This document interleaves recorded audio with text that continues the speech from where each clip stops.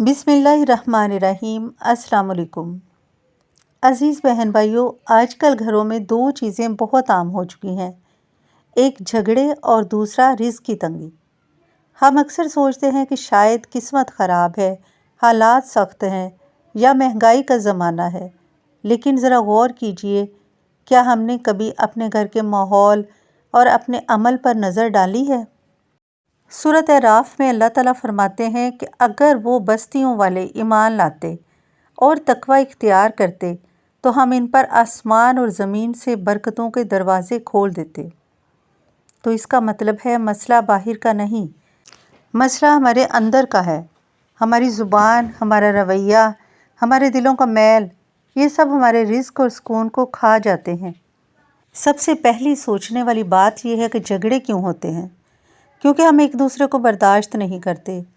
چھوٹی چھوٹی باتوں پر غصہ، بدگمانی، طعنہ اور زبان کا زہر، ایسا ماحول بن جاتا ہے کہ رحمت کے فرشتے گھر میں داخل ہی نہیں ہوتے، اور جب فرشتے نہ آئیں تو شیطان آ جاتا ہے، اور جہاں شیطان ہو وہاں سکون اور رزق کیسے ہو سکتا ہے؟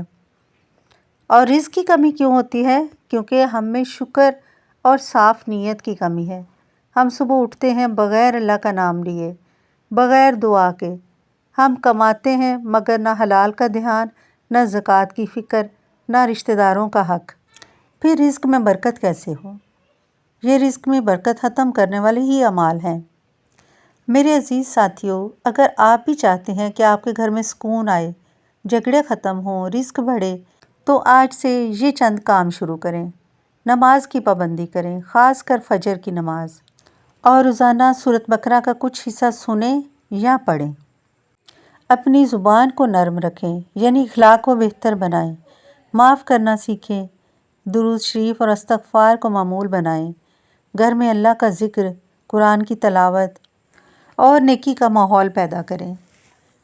جس گھر میں اللہ کا ذکر ہوتا ہے، قرآن مجید کی تلاوت ہوتی ہے اور نیکی کے کام کیے جاتے ہیں، اور اللہ کے پیارے حبیب پر کثرت سے درود پاک بھیجا جاتا ہے، اپنی غلطیوں کی معافی مانگی جاتی ہے، استغفار کو کثرت سے کیا جاتا ہے، اس گھر میں اللہ کی رحمتیں اور برکتیں نازل ہوتی ہیں، جھگڑے ختم ہوتے ہیں اور رزق کی تنگیاں ختم ہوتی ہیں۔ اللہ تعالیٰ ہم سب کو قرآن و سنت کی پیروی کرنے کی توفیق عطا فرمائے۔